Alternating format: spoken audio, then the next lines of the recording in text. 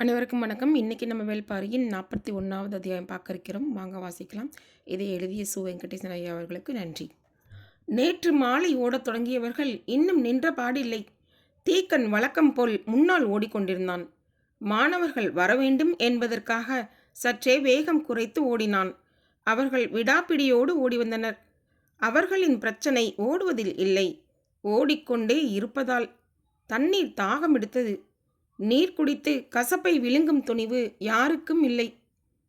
5 ஆண்டுகளுக்கு ஒரு முறை பூக்கும் சாமப்பூ கார்காலத்தில் தான் பூக்கத் தொடங்கும். அதன் பிறகே மாணவர்களை அழைத்து கொண்டு காடறிய புறப்படும் சடங்குகள் தொடங்குகின்றன. குலநாகினி மலைவேம்பின் இலையில் சாரெடுத்து அடித்தொண்டையில் ஊற்றும் நிகழ்வுதான் காடறிதலின் தொடக்கம். காட்டின் ஆதி கசப்பு அது. நஞ்சினும் மேலான கசப்பு அது. அக்கசப்பினை பற்றி எவ்வியூரில் யாரும் எப்போதும் பேசவே மாட்டார்கள். வாரக்கணக்கில் விடாது சுரக்கும் கொடுங்கசப்பை விழுங்க வேண்டியதிருக்கும் என தெரிந்தால் சிறுவர்கள் காடறிய புறப்படவே தயங்குவார்கள். எனவே இது பற்றி பேசுவதே இல்லை. கொற்றவையை வழிபட்ட பின் ஆதிமலையின் செங்குகையை அன்றிரவே அடைவார்கள். அதன்பின் சில மாதங்கள் அங்குதான் தங்குவார்கள். மழைக்காலம் ஆதலால் அதிகம் தாகம் எடுக்காது. உணவு வழக்கம் போல் உண்ணும் முறையில் இருக்காது. நாள்தோறும் ஒரே ஒரு காய் மட்டுமே தரப்படும்.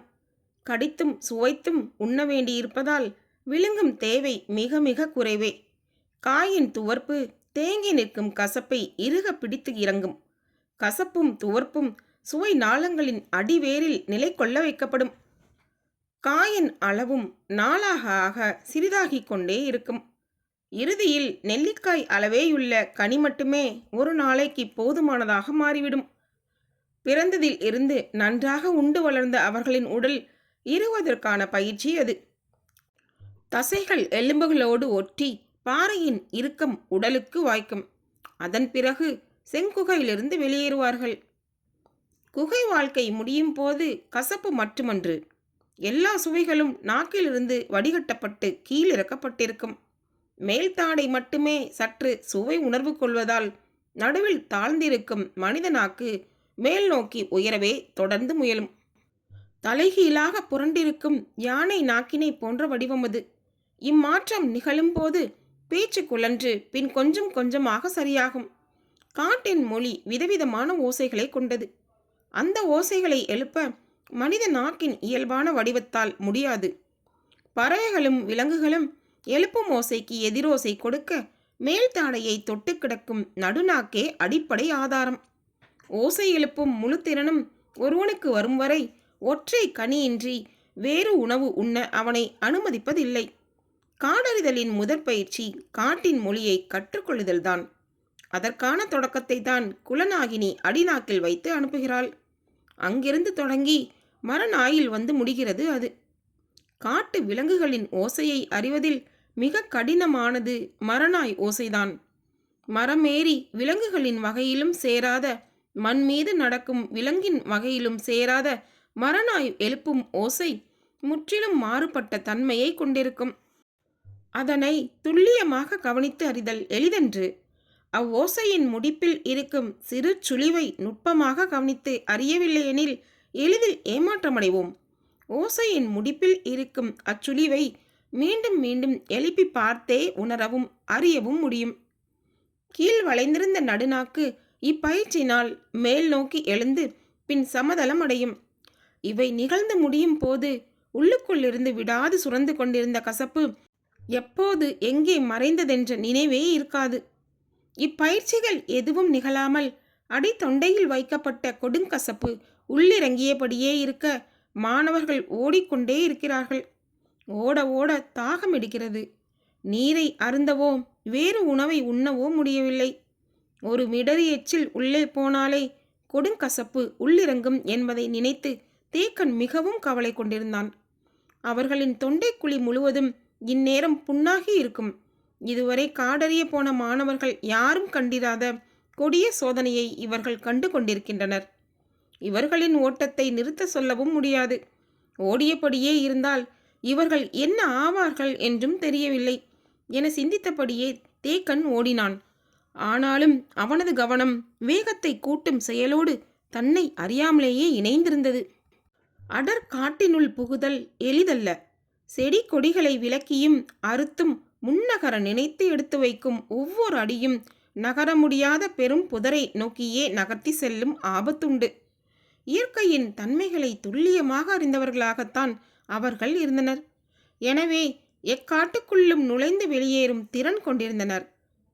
காலம்பன் சரிவுகளில் கற்கள் உருளாமல் சரசரவென மேலேறி கொண்டிருந்தான். அடிபட்டவனால் வேகமாக நடக்க முடியவில்லை. மற்றவர்கள் உதவி செய்தாலும் அவனால் ஒத்துழைக்க முடியவில்லை. ஆனாலும் அவனை விட்டுவிடக் கூடாது என்பதில் நால்வரும் உறுதியாக இருந்தனர். நன்றாக விடிந்துவிட்டது. பின்னி கிடக்கும் மரங்களுக்கிடையில் ஊடுருவி கதிரவனின் ஒளி கதிர்கள் கீழிறங்கி கொண்டிருந்தன. நம்மை அவர்கள் பார்த்து விட்டார்கள். எனவே விரைவாக செல்ல வேண்டும். காட்டை அவர்கள் அளவுக்கு புரிந்தவர்கள் யாரும் இல்லை.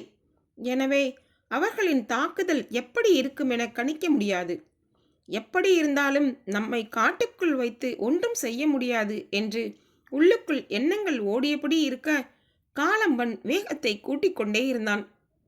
வழியமைத்தபடி முன்னால் ஓடிக்கொண்டிருந்த காலம்பனுக்கு இக்காட்டில் ஏதோ ஒரு தன்மை வேறுபட்டிருப்பதாக தோன்றியது. என்ன என்பது புலப்படவில்லை. பின்னால் வருபவனின் முனங்குதல் சற்றே அதிகமானபடி இருந்தது. நூலாம் படையை கிழித்து விளக்குவதைப் போல கைவிரல்களால் எவ்வளவு பெரிய மரக்கொடிகளையும் எளிதில் விலக்கி முன்னேறினான். நேரமாகி கொண்டிருந்தது. காலம்பனின் கவனம் கூர்மை கொண்டதாக இருந்தது. மேலேறி கொண்டிருந்தவன் சற்றென நின்றான். பொழுது விடிந்ததிலிருந்து பறவைகளின் குரலோசை எதுவும் கேட்கவில்லை என்பதை கவனித்தீர்களா? மற்றவர்களுக்கும் அப்போதுதான் அது பிடிபட்டது. மேலே அண்ணாந்து பார்த்தபடி பார்வையை அங்கும் இங்குமாக ஓடவிட்டனர். செடி கொடிகளை விலக்கியும் செத்தைகளை மிதித்தும் வேக வேகமாக வந்து கொண்டிருந்ததால் பிற ஓசைகளை கூர்ந்து கவனிக்காமல் இருந்துவிட்டோம் என்று தோன்றியது. பறவைகள் ஏன் காட்டின் இப்பகுதியில் இல்லை என்று சிந்தித்த கணத்தில் காலம்பன் சொன்னான், ஒருவேளை இது இரத்த சிலந்திகள் இருக்கும் காடாக இருக்கலாம். அதனால்தான் பறவைகள் தங்கவில்லை. ஒரு கணம் திகைத்து நின்றனர். இக்காட்டின் நடுப்பகுதியில் நாம் நிற்கிறோம். எவ்வளவு விரைவாக வெளியேற முடியுமோ அவ்வளவு விரைவாக வெளியேற வேண்டும் என்றான். அடிபட்டவன் சொன்னான், என்னை தூக்கி செல்வதன் மூலம் எல்லோரின் ஓட்டமும் தடைபடும். நாம் கொண்ட உறுதி நிறைவேறாமற் போய்விடும். எனவே என்னை விட்டுவிட்டு இக்கூடையை கொண்டு செல்லுங்கள். விரைந்து இக்காட்டை விட்டு வெளியேறுங்கள். காலம்பனாலும் மற்றவர்களாலும் இப்போது அவன் சொல்வதை மறுக்க முடியவில்லை. கூடையை தோள் மாற்றினர். சற்று குறைந்திருந்த தேவாங்கின் சத்தம் மீண்டும் கூடியது. தோள்களில் பற்றியிருந்த அவன் கைகளை விலக்க முடியவில்லை. அவர்களின் தயக்கத்தை உணர்ந்த அவன் வலியை மீறிய திறன் செலுத்தி கைகளை தூக்கி அவர்களிடமிருந்து விலக்கி கொண்டான். அவர்களை பார்த்தபடி அருகிருந்த ஈருவள்ளி மரத்தின் ஓரம் சரிந்து உட்கார்ந்தான். அவர்கள் மீண்டும் முழு வேகத்தோடு ஓடத் தொடங்கினர். அவர்களை விட விரைவாக அவை மரத்தின் மேலிருந்து இறங்கத் தொடங்கின. ஆதிமலையின் 2ஆம் மடிப்பை அடையும் வரை அவர்கள் ஓட்டம் குறையவே இல்லை. எரிவண்டுகளின் தாக்குதலை பாரி எப்படி சமாளிக்கப் போகிறானோ என்று நினைத்தபடி முன்னால் ஓடினர். ஒரு முறை கூட திரும்பி பார்க்கவில்லை.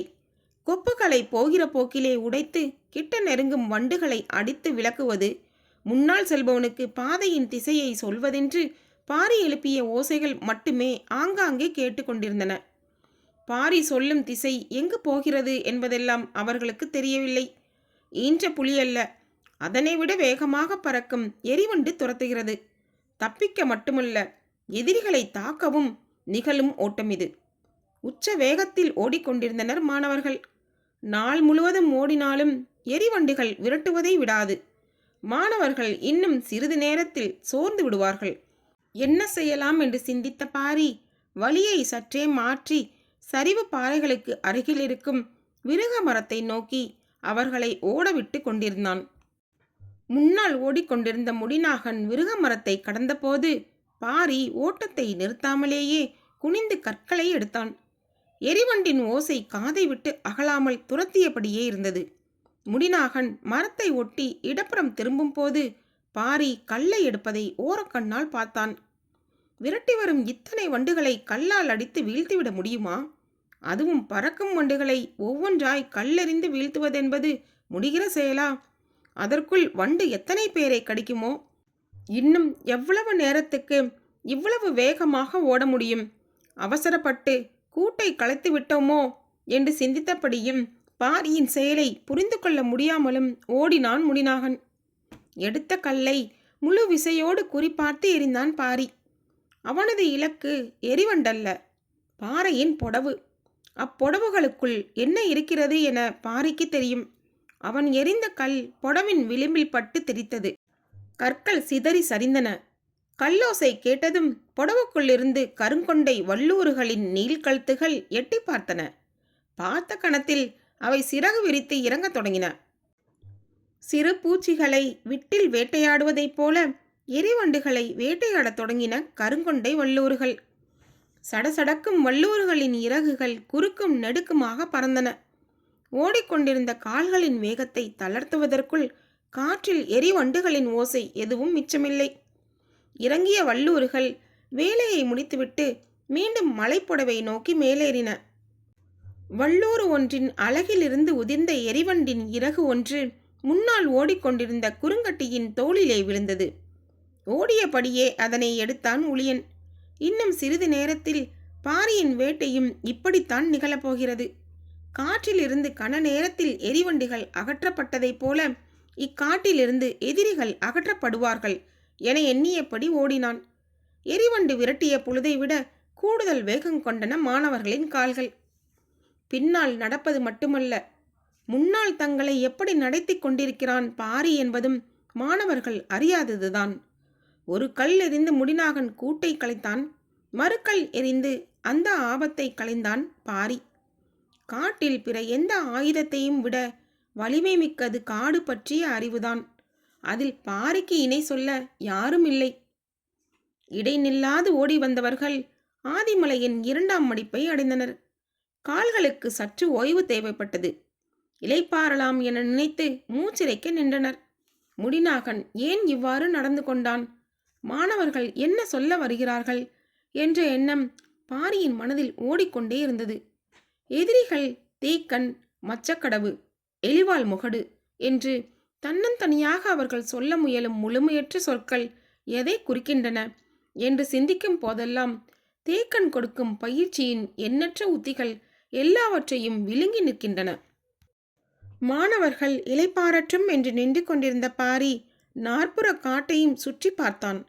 ஏதோ ஒரு திசையிலிருந்து மாறுபட்ட ஓசை கேட்டது. 3ஆம் மடிப்பின் இடப்புற மூலையில்தான் அது கேட்கிறது என்பதை அறிய முடிகிறது. என்ன ஓசை என்று கூர்ந்து கவனித்தான். அது அழுகுரல் பறவையின் ஓசை. குத்துக்கள் புடவுகளில்தான் அது தங்கும். அதனை யாரோ கலைத்துள்ளனர். இல்லையென்றால் இவ்வளவு ஓசை எழுப்பாது என எண்ணிய பாரி ஓசையை கேட்டபடி அந்த திசையை கூர்ந்து கவனித்து கொண்டிருந்தான். 3ஆம் மடிப்பு முழுவதும் இருப்பது இரத்த சிலந்திகளின் காடு.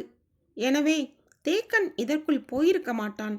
இக்காட்டை கடக்க வலப்புற ஓரத்தை பயன்படுத்த முடியாது. பெருஞ்சரிவுகளையும் பள்ளங்களையும் கொண்டது அவ்வோரம். இடப்புற ஓரத்தை மட்டுமே பயன்படுத்த முடியும். அப்பகுதியை நடந்து கடந்தால் அழுகுரல் பறவை ஏன் இப்படி கலைந்து கத்துகிறது என்ற வினா தோன்றிய போது இன்னோர் எண்ணமும் தோன்றியது. இரவு பயணத்தில் மாணவர்களில் யாரேனும் ஒருவன் குத்துக்கள் புடவில் சரிந்து விழுந்திருப்பானோ? என்னவாகி இருக்கும்? பெரும் பெரும் பிளவுகளை கொண்ட பள்ளமல்லவா என்று எண்ணியபடி, நீங்கள் இளைப்பாரி விட்டு வாருங்கள், நான் முன்னே செல்கிறேன் என்று சொல்லிவிட்டு ஓடத் தொடங்கினான் பாரி. பாரியின் கால்களை பார்த்தபடி இருந்த முடிநாகனின் முகத்தில் இதுவரை இல்லாத மகிழ்வு பூக்க ஆரம்பித்தது. குனிந்து கால் முட்டியில் கை வைத்து மூச்சிரைத்தபடியே முணுமுணுத்தான். தேக்கன் சொன்னதை செய்துவிட்டேன். தேக்கன் கணிப்பு மிக நிதானமாக இருந்தது. அவர்கள் இரத்த சிலந்திகளின் காட்டுக்குள் இருந்து எளிதில் தப்பி வெளிவர முடியாது. தன்னால் தாக்கப்பட்டவன் செயலற்று போயிருப்பான். மீதமுள்ள 4 பேரில் குறைந்தது 2 சிலந்திகளால் தாக்குண்டு வீழ்ந்திருப்பர். அதற்கு தப்பி ஒருவனோ 2 தான் வெளியேற முடியும். அப்படி அவர்கள் வெளியேறும் போது மேற்பகுதியின் முனையில் வைத்து அவர்களை மறித்தடிக்கலாம். ஆனால் அவர்களின் உடல்வாகு பெரும் பலத்தோடு இருக்கிறது. எனது இடது கை சேதமடைந்து இருக்கிறது. மாணவர்கள் எவ்வித பயிற்சியும் அற்றவர்கள். இந்நிலையில் அவர்களை வீழ்த்த வழி என்ன என்று யோசித்து கொண்டே ஓடியவனுக்கு கருஞ்சுரிக்காயின் நினைவு வந்தது. மாணவர்கள் வேறு எந்த ஆயுதத்தையும் பயன்படுத்துவதை விட கவன் சுற்றி அடிப்பதை திறமையுடன் செய்பவர்களாக இருப்பார்கள். சிறு பிள்ளையிலிருந்து கவனடித்து பழகுவதால் மிக இயல்பாக அதில் தேர்ச்சி இருக்கும்.